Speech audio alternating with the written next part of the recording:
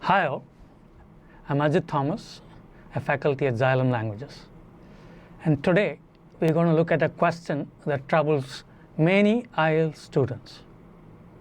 It's none other than the true, false, not given question type. We're going to look at some tips and tricks that can help you do better at this question type. So let's not waste any more time. Without further ado, let's begin. So the first thing you got to do is read the question. And while doing that, you have to identify the keywords.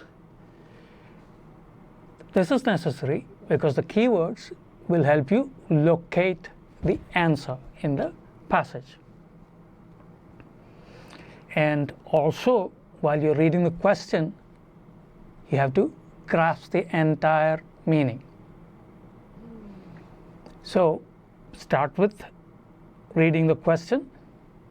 While reading it, identify the keyword which helps you locate the answer in the passage, and also comprehend the entire meaning of the question. Now you got to go to the passage and, using the keyword, find where the answer lies. And to make your job tougher, you will rarely find the exact same keyword in the passage. The keyword that you get in the question will be unlikely to be there in the passage. Instead, you will have synonyms or words or a group of words such as phrases that convey the exact same meaning. So that's what you got to do second. But even then, you have to be cautious about something, because a single word can change the entire meaning of the statement in the passage. And these are some of the words that can change the meaning. Words like some, often, occasionally, never, all. So when you see such words, don't jump to conclusions immediately. Read them carefully to understand the entire meaning of the statement in the passage. Okay? Next,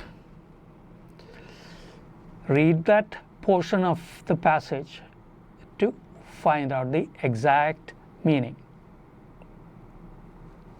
And if what is given in the passage means exactly the same as what is there in the question, the answer is true. But if it contradicts, that is, if it is exactly opposite to what is given in the question, then the answer is false. And if the information is not sufficient, if there is not enough information to decide whether it is what is given in the question, then the answer is not given. Let me repeat that. Once you find the location where the answer is, read that statement. And if the meaning of that statement exactly agrees with what is given in the passage, then the answer is true.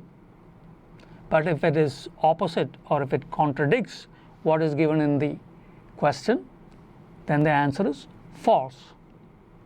And if there is not enough information to decide whether it agrees with what is given in the question or whether it contradicts what's given in the question, then the answer is not given. Again, the question will always be paraphrased. It is very unlikely that you will get the exact same words or the same statement without being paraphrased in the passage. This is to make it more difficult. Another thing you got to be cautious about is, you studied a lot, you have a lot of information at your disposal. Don't base your answers based on what you already know. Your answer should be only based on what is given in the passage. Again, don't base your answer on what you've learned before. Base it only on what is given in the passage.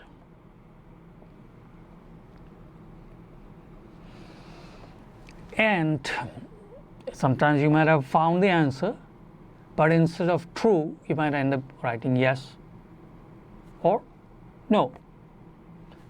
Again, that's a wasted effort. You found the answer, and just because you have not read the instructions, you ended up writing yes instead of true or no instead of false.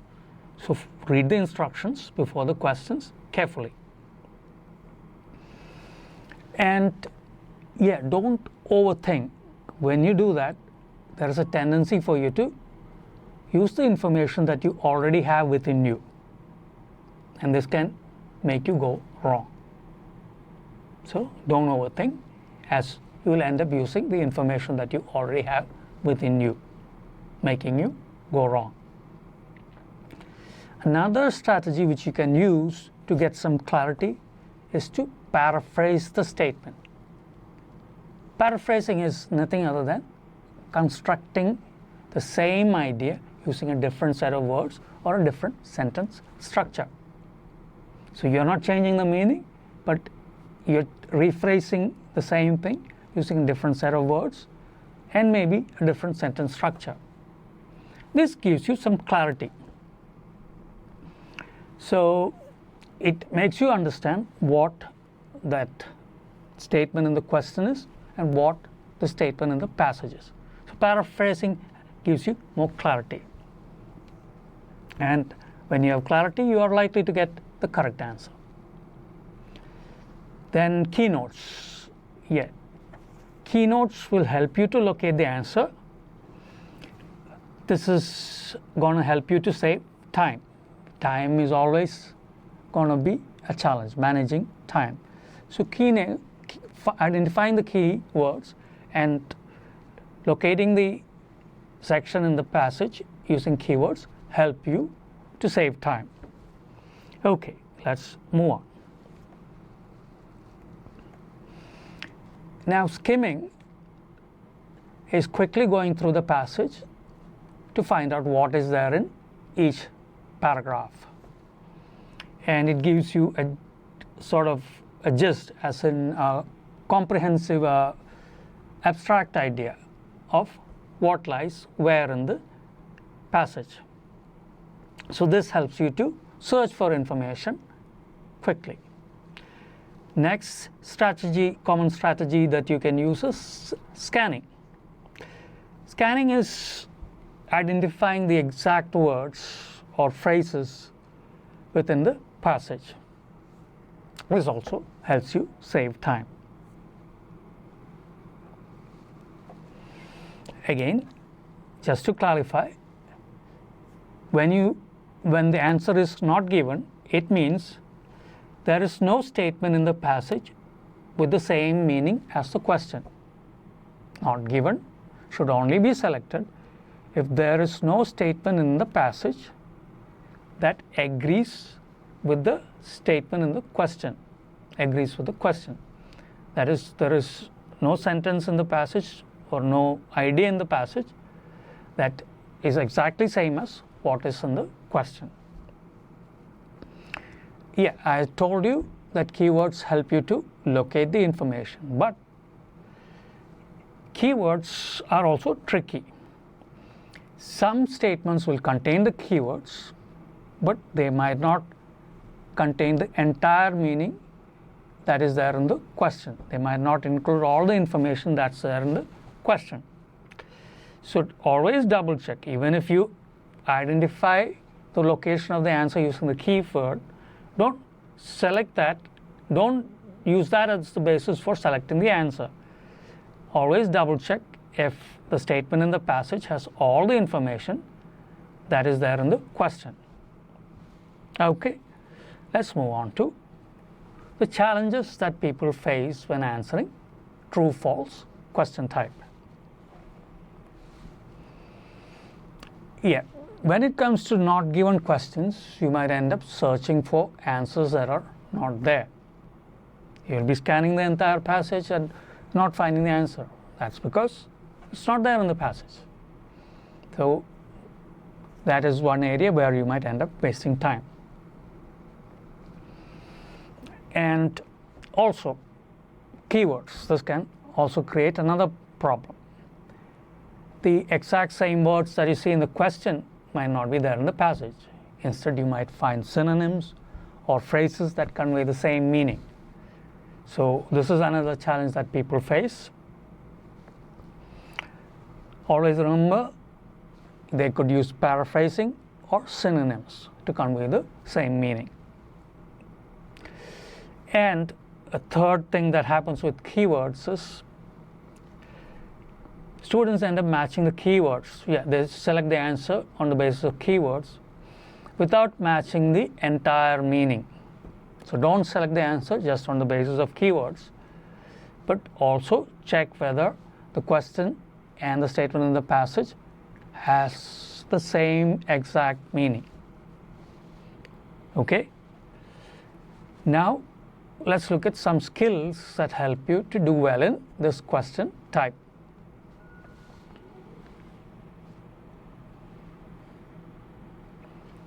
The first one is the ability to comprehend the passage. You should be capable of understanding what is there in the passage. This is the main skill that will help you to do well. Next is the ability to paraphrase the statement. As I said, when you paraphrase, you get a clearer picture. You understand the question as well as the statement in the passage more clearly. You put more thought into it when you paraphrase. So the ability to paraphrase also helps you to arrive at the answer. The third one is a developed vocabulary. The more words that you know, the better you will be at solving true or false questions. And that's all that you need to know to do well when it comes to true or false questions. Treat them like a puzzle, and yeah, you always enjoy solving puzzles.